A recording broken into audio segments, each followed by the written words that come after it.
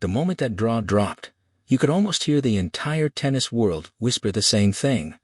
Is this really happening again?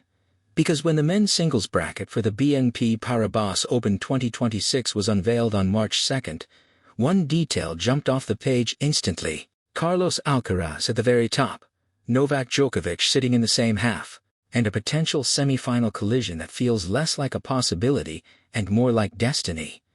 Today we're breaking down the biggest winners and losers from the Indian Wells 2026 men's draw, and trust me, this isn't just about who plays who, this is about momentum, power shifts, legacies, and one quiet advantage that could decide the entire tournament before the first ball is even struck.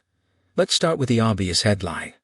Carlos Alcaraz walks into Indian Wells as the top seed, confident, explosive, and historically comfortable in the desert. This is a surface that rewards his movement, his heavy topspin, and that fearless shot-making that makes him feel inevitable when he's locked in. But here's what really matters. His path. Alcaraz receives a first-round bye as expected. No early stress, no unexpected 5-set grind. He begins in the second round against either Grigor Dimitrov or Terence Atmane. Now on paper, Dimitrov's name carries weight. We all know what he's capable of. But let's be honest. Between Dimitrov and Atmane, there are only 4 wins combined this season. 4. That's not exactly red-hot form. This is not the kind of opening match that keeps a top seed up at night. Then comes the projected third round. Arthur Rinderknech could be waiting. The problem? Alcaraz owns him. 5 wins, 0 losses. When you've beaten someone 5 times, you don't just have a tactical edge. You have a psychological one. You walk onto court already knowing you've solved the puzzle. By the 4th round, we're talking about Casper Ruud or Valentin Vachereau. Ruud is a former elite contender, yes, but this season, he hasn't looked like the Ruud who once bullied forehands from the baseline. He's searching, still adjusting, still not fully convincing, and against Alcaraz, that hesitation can be fatal. Vachereau might bring resistance, maybe even surprise energy. But resistance isn't dominance, and against a locked-in Alcaraz, resistance alone rarely wins. Then comes the likely quarterfinal Alex de Minaur.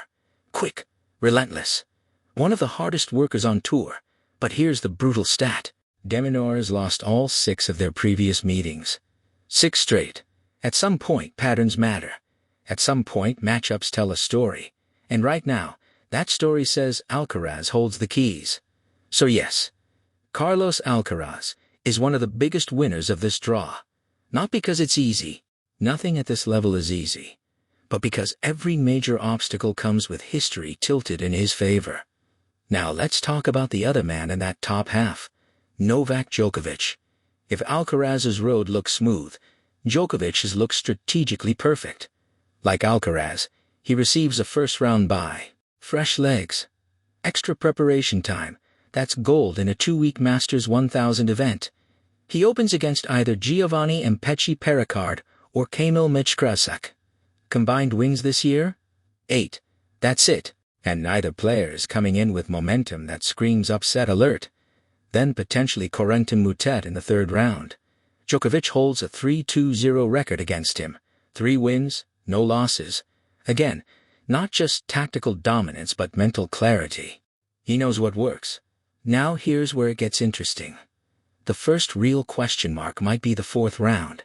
Francisco Cerundolo or Jack Draper could appear.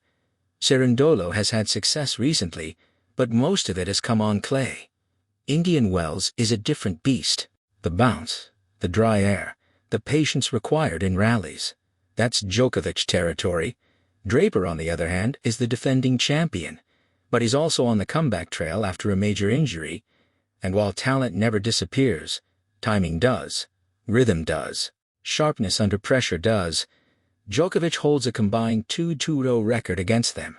Small sample, sure, but still undefeated. Then possibly Taylor Fritz in the quarterfinals, and this is where the stat becomes almost unfair.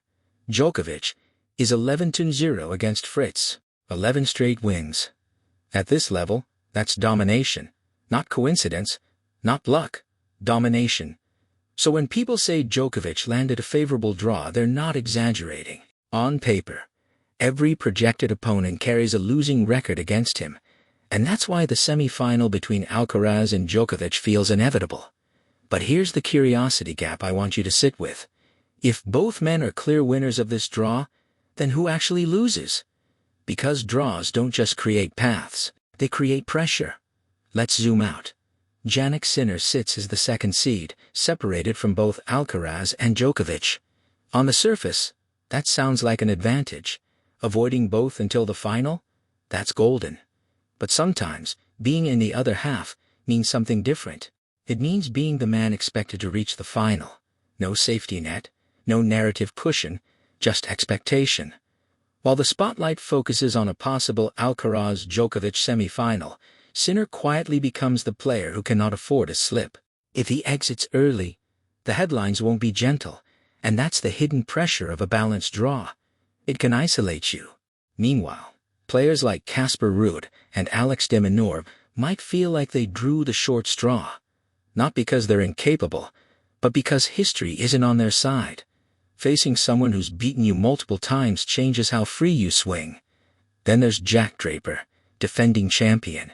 Coming back from injury, that's already pressure. Add Djokovic potentially waiting early, and suddenly the mountain gets steeper. This is what fascinates me about Indian Wells 2026. The top half looks calm, predictable, almost scripted, but tennis rarely follows scripts, because here's the twist no one's talking about.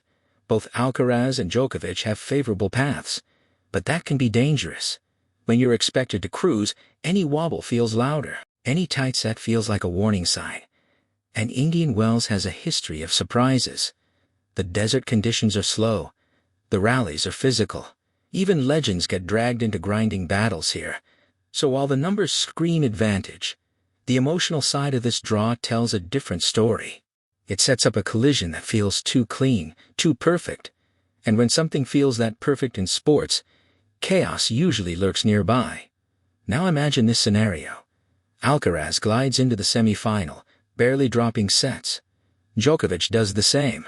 The hype builds. Social media explodes. Everyone calls it the real final. But what if one of them stumbles around earlier? What if de Minaur finally solves the puzzle? What if Draper rediscovers his championship rhythm at the perfect moment? That's the beauty of this draw. It looks predictable, but it's balanced on tiny psychological edges. In my opinion, this tournament isn't just about talent, it's about timing. Djokovic's experience at Indian Wells is unmatched. He understands pacing. He understands energy conservation, but he's also at a stage of his career where every Masters event feels like a strategic investment. Alcaraz, on the other hand, plays like every match is personal, like every point is a highlight reel waiting to happen. If they meet in that semi-final, it won't just be about forehands and backhands. It will be about patience versus explosion, legacy versus momentum, and here's my bold prediction. If that semi-final happens, the winner probably takes the trophy. History at Indian Wells favors both of them heavily. When they get deep here, they tend to finish the job. But the real drama lies in who breaks first, who shows vulnerability first, because once the aura cracks, the entire tournament shifts. That's why I call both Alcaraz and Djokovic the biggest winners of this draw. Not because it guarantees success, but because it gives them control over their destiny. Everyone else? They're reacting. So now I want to turn it to you. If this semi-final becomes reality, who has the edge right now? Is it Alcaraz's fire and confidence as top seed, or Djokovic's mental mastery and historical dominance over most of his projected opponents? And more importantly, is this draw too perfect to actually play out the way we expect? Let me know in the comments. I want real debate on this one, because Indian Wells 2026 isn't just another Masters event. It feels like a checkpoint in the season, a measuring stick for who truly owns this era. And when the dust settles in the desert, we might look back at this draw and realize it told us everything from the very beginning. This is RedDust Report, where we don't just follow the tour we read between the lines,